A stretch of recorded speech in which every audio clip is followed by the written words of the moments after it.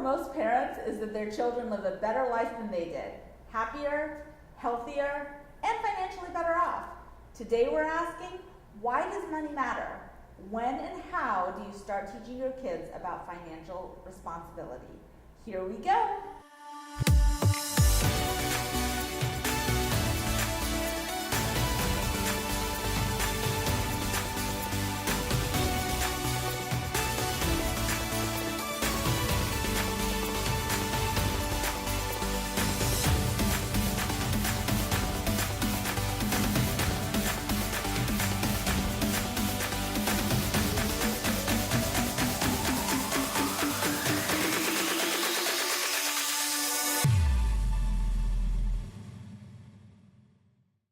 So today we're talking about when and how to start teaching kids about financial responsibility. So Ryan, you're a CPA, so I'm curious if that's impacted your strategy. Well, I grew up in an accounting family. My dad's an accountant as well, and I think it does. We feel that there's never too young a time to start earning money. Every tax season there's what we call a tax season bonus, which can be earned for helping from any number of things, from filing to filing. So we feel it's important to give it an opportunity to earn and not just hand out necessarily. It doesn't mean it has to be a lot of money or money even at all. Just a matter of a sense of having done something for accomplishing a receipt of funds in a way. So at what age did you start this with your daughter? As soon as I heard the words, I need a blank. You need that? Okay, earn it. And that's what the response was. And it wasn't necessarily, I think she wanted at the time was a Lego from the store. And of course I wasn't going to have her try to earn $30 or $40 as a 4-year-old, which was about when she started asking. So I had her earn just enough where she felt a sense of she had gone out and gotten that for herself in a way. And then we went to the store and we bought it. That's how we did that. My kids have wallets, so we bought them wallets and they have piggy banks. I don't believe in paying children for doing chores or allowances for that. It has to be when they go above and beyond what's expected of them daily. That's how I grew up. We always said my parents had kids as indentured servants. So they looked at us with 4 of us, and we were always out cutting the grass and dusting the house. My dad used to hide pennies under the couch so that he knew we vacuumed underneath the couch cushions once a week. So I guess I instilled that in my kids too, and that's not allowance based, that's just expected of them. So like mowing the lawn and those are like standards. Yes, well let me clarify though, they're only 2 and 4, so he has a Fisher Price, plastic mower. It's not like he's out there cutting the grass right now, but those are standards. They're things that are expected of you, household chores. It has to be something that you do above and beyond. So how do you make money to get stuff? Like if you wanted to go to the store as like a 10 or 11-year-old kid and you wanted to buy something. Right now, typically they'll earn money for doing an extra thing, like maybe helping me fold some extra laundry, something that's usually not a task that I ask them to do. Then I'll give them money. And honestly, they're so young right now that they don't realize, they still don't know what's expected of them. I'm trying to teach it to them, and I try to tell them this is above and beyond, this is what you're getting money for. And then we'll give them $1 and put it in their wallet.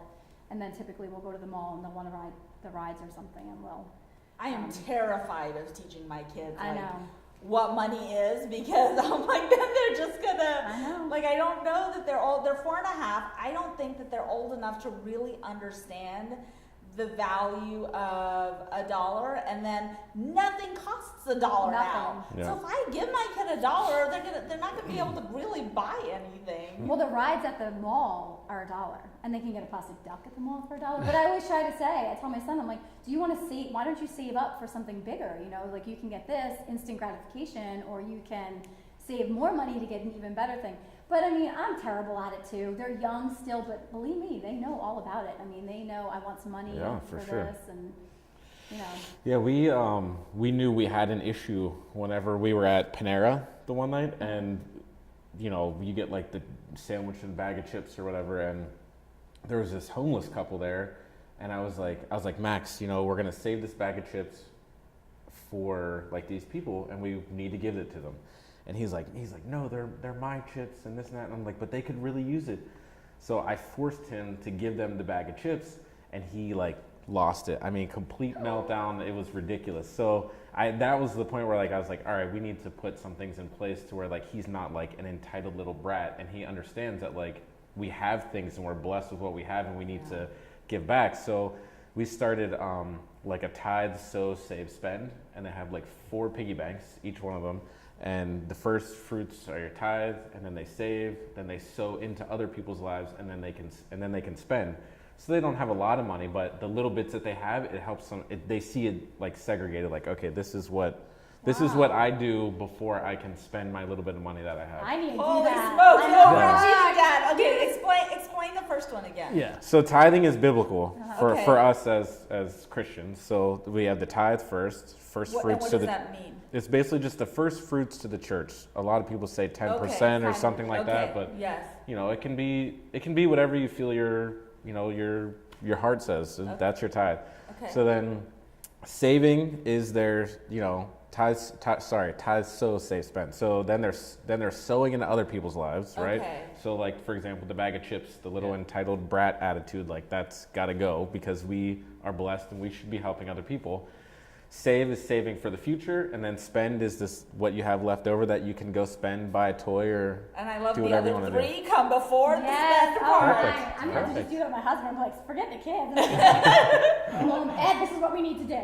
Yeah. And have you seen a change though from like that experience? I think somewhat. I think now that they understand that money is more like in our house, it's more a tool than a privilege. So like they understand that like, yes, I get this dollar, but I don't just run out and spend it. Now like it has a meaning behind it and it has a purpose in life. And I think that it's helped. I'm hoping it's helping.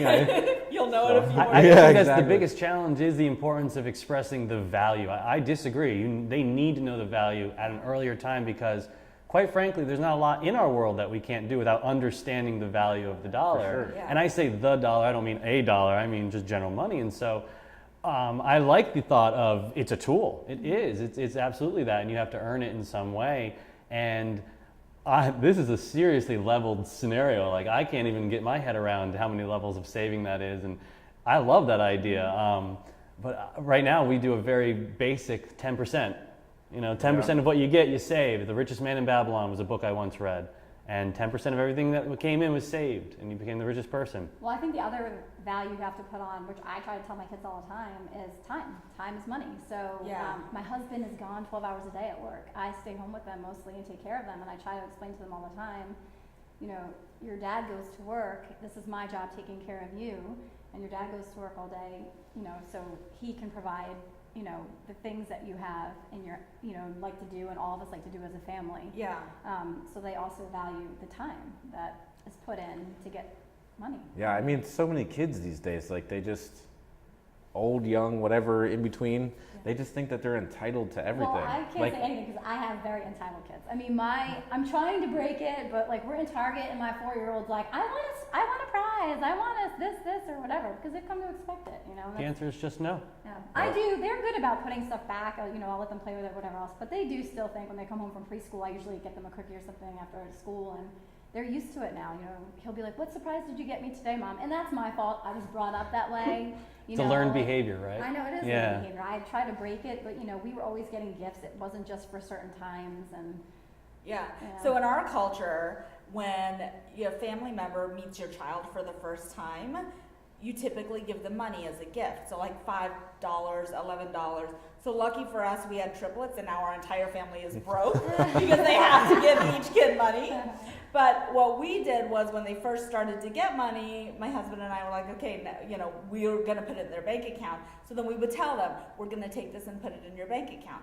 And I never really thought like it really sunk in until 3 weeks ago. We went on a play date and there were 12 kids there. And this mom gave every single kid a penny to throw into a fountain and make a wish. And it was so adorable. I have a picture of all of them lined up, and the first 3 slowly turned around, threw it, made a wish, and then when it was my kids' turn, they all turned around, ran towards me, and said, "Put this in my bank account." I was like, okay, Yay! You did it! Yes! that's awesome. That's great. Well, my parents, as much as they gave us, there was always a cutoff point. I remember I had 2 beautiful bicycles that my dad bought me, very expensive bikes. And the last one, I never locked it up. It got stolen. And they said to me, finally, you're old enough to get a job now. You want this bike back. You don't take care of it. That's the thing that happens sometimes. Yes. When you're given things, you have a different attachment to them and responsibility to them, And I would just leave the bike hanging out anywhere. And someone finally just walked away with it. I didn't have it locked up, and they said, that's it. You know, like, we're not buying you any more things. Yeah. Now, if you want it, you earn it, and so you can buy it yourself. And so I worked at my favorite fast food restaurant from that day on till I went to college, and I earned anything else I ever wanted. So. I'm a big believer in that too.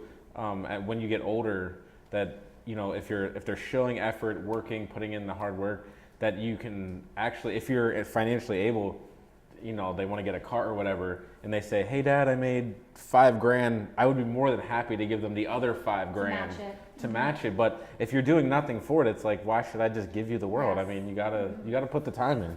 Yep. Okay, so this is contradicting everything you guys are saying.